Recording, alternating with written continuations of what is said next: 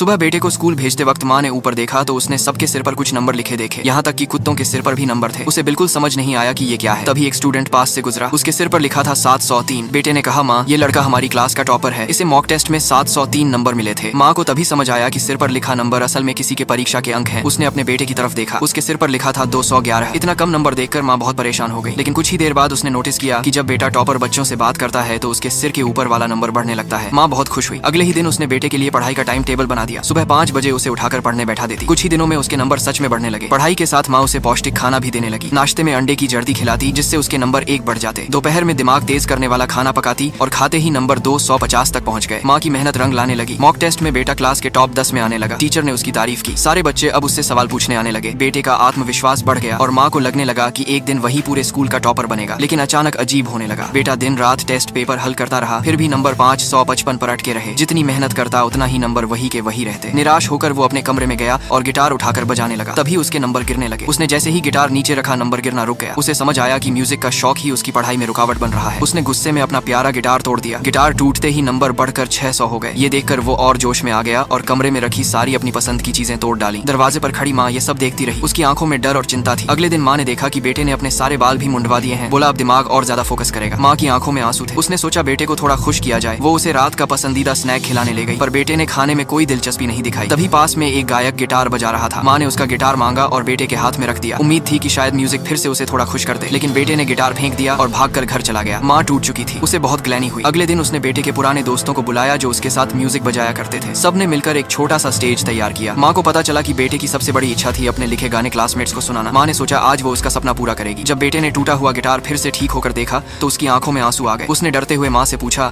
अगर मैं स्टेज पर गया तो मेरे नंबर